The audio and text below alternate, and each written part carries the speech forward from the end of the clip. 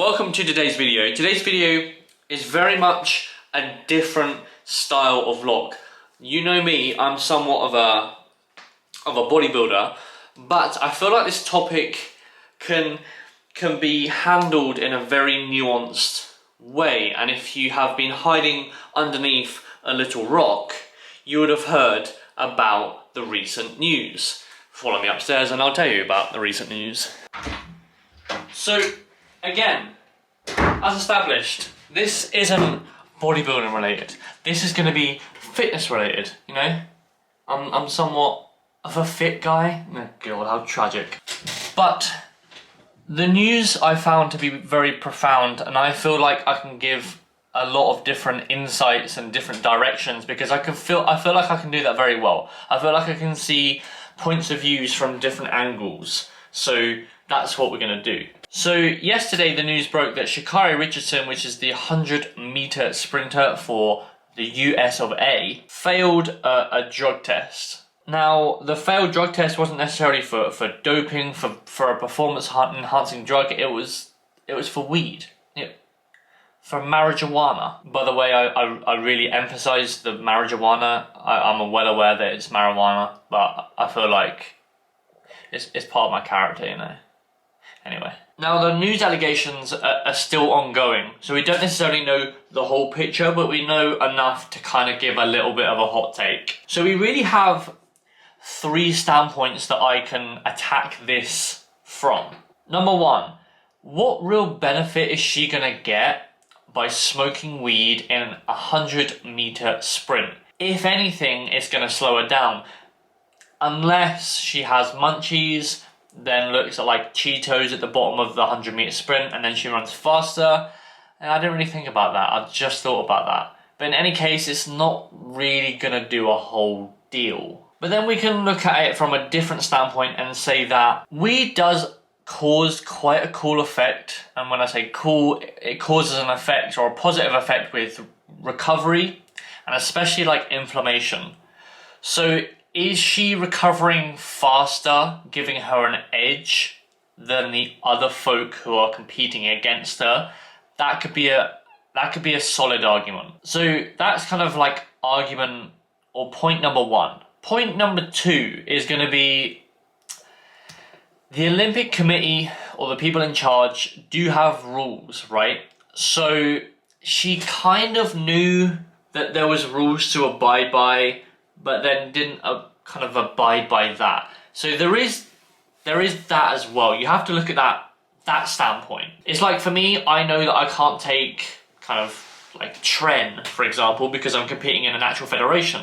I know that I can't take Clem or Winstrol or whatever. I know that I can't take that. So if I, on purpose, if I take that, then I know that I'm going to fail the drugs test. So that kind of makes sense. She kind of knew what she was doing. But number three, and this is where, as a online coach, this is where I come from the angle of being empathetic. When the news story broke, we just heard that she had failed the drugs test.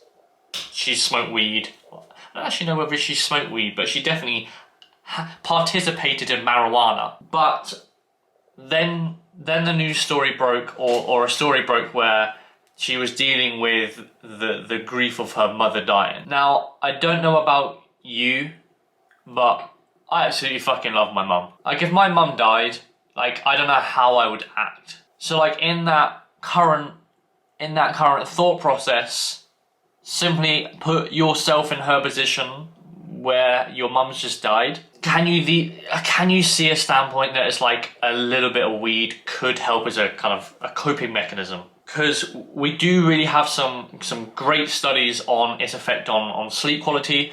Again, we have its effect on kind of reduced anxiety. All of these things are going to be pretty kind of out of whack if your mum's just died. So from that standpoint, I'm just like, how much of a benefit is smoking weed or is participating in marijuana? How much of an effect is that?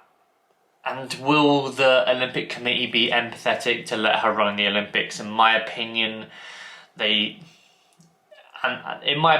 the circumstance under which this took place, let her run. And you got to think on the pyramid of recovery, weed would be right at the top. Like supplements would be right at the top if she's not nailing her like hydration, her sleep, her training intensity, how many days she's training for kind of the Olympics.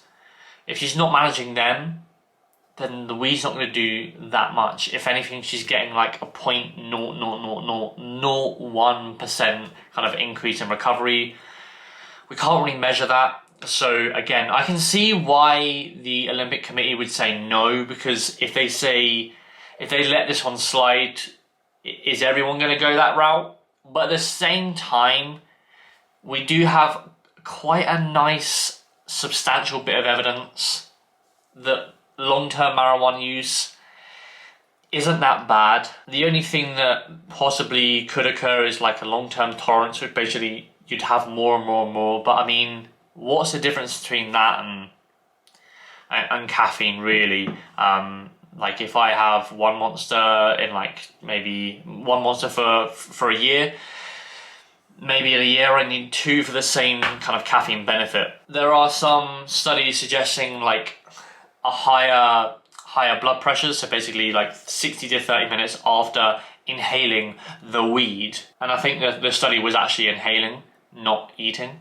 Inhaling. It does increase diastolic blood pressure, which if you're at an increased risk of kind of a heart attack, it's probably not advisable. But again, this is really kind of going in a wormhole.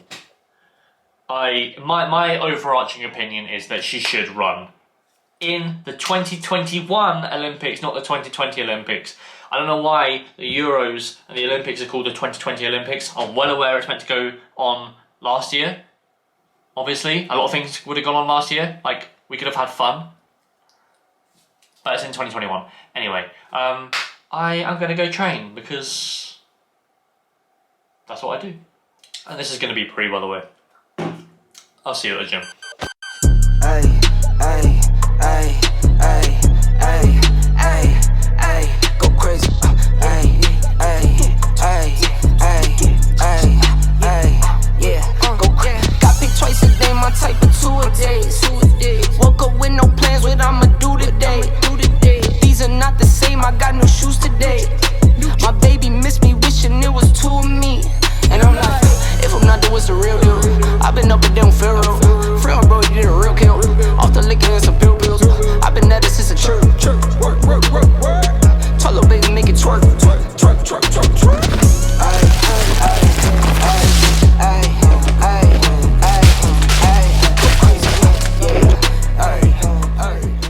Now, this, by the way, I wasn't going to film that shot with a carrier bag in it, but or the one where, like, the very YouTube, you clearly know the camera's there because you put the camera there, but you aim not to see the camera. I try not to do that so much because it's a bit cheesy, but hey, I'm feeling cheesy today. But another 2 things I'll add to the points that I had upstairs to sha'carri Richardson is basically, number 1, this is an isolated incident. Like, she's not doing this all the time, which is why I'm so for or so pro letting her run in the Olympics. Also, if we're talking about like playing by the rules and like the Olympics not necessarily, or putting their foot down in terms of the rules, etc., why are we letting a male compete in a women's sport? Like, I'm all for LGBT, I'm all for that, that's fine.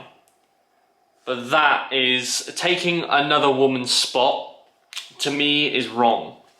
And if you're going to allow that, and not allow this, it's just another hit to women's sport, which I don't like. So, that's another one. Anyway, I'm going to try and get this out the same day, so if you're watching this at about 6 o'clock, just know that your boys edited it. 6 o'clock on a Saturday, your boys edited it, and then you're also being able to watch it. But we've got a bit of work to do, and also we have to prepare for the England game, of which I'm probably going to say that we're going to win like 1-0, I reckon. It's just going to be such a boring game. But we'll watch it nonetheless, because apparently it is coming home and we are not going home. So anyway, I will speak to you soon. This was a one-off special vlog. because I thought I would talk about this topic in depth and give my nuance onto it. Anyway, I will see you in 5 days. Hope you're well. Peace.